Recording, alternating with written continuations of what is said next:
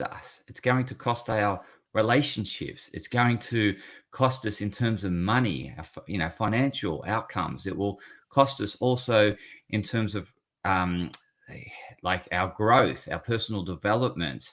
It's going to obviously cost us in terms of our ability to be able to stand out and to ultimately contribute in a greater way. And ultimately, it will cost you achieving your dreams, because when we have this dependence and this attachment and this people pleasing, we often will hold back on chasing our dreams because we're worried about what other people think and whether they'll approve of us.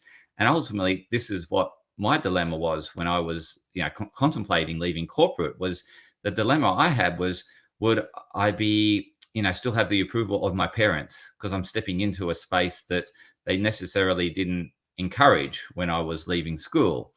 And so I was thinking, oh, it's going to cost me my relationship with my parents. And so I knew I was going to be challenged by my parents, because it was again against what they viewed as the way in which you live life, in essence. And so I was willing to take that challenge because I had the support of Adriana, my wife. And so I had support through her, and I knew I'd be challenged through my parents, but that sort of balance, that mix, enabled me to explore the unknown, to be able to start detaching from that area that I thought was, in essence, people pleasing, which was working in a corporate job, doing the corporate thing. So that ultimately wasn't where I was going to thrive. So I knew that, and hence why I stepped out, and I've never looked back. In terms of, it was, a challenging, very challenging. And I think I've really grown a lot from taking that step away from people pleasing and having approval from my parents in terms of the career I was doing, and now doing something that I love doing and I can turn up on a public holiday to do. So what is it costing you in terms of relationships by people pleasing? Because ultimately, what will happen in a relationship if you're people pleasing all the time, you're trying to just conform to how they want you to be. And so if you don't conform, so I guess the behavior that it drives into you and the wiring in your brain is that if I do the opposite, they won't love me. And therefore, I'm going to keep doing what they want me to do.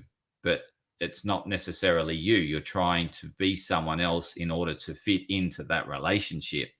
And so what that relationship of conforming and saying yes is costing you is you. It's costing you your identity. It's costing you your ability to thrive. And so what that can cost over time to you is it can create low self-esteem, low self-worth, because you lose who you are. You start to lose ultimately yourself, because you're so wanting to do what others want you to do, as opposed to the things that are really true and deeply meaningful and purposeful to you, true to your soul, true to your spirit. So what we want the relationship to evolve as is that respect for one another of who they are, and helping one another thrive in terms of who they are, as opposed to saying that this is the way you should do in order to win my love, in order to win my approval. Because when you place conditions around love, it's not true love.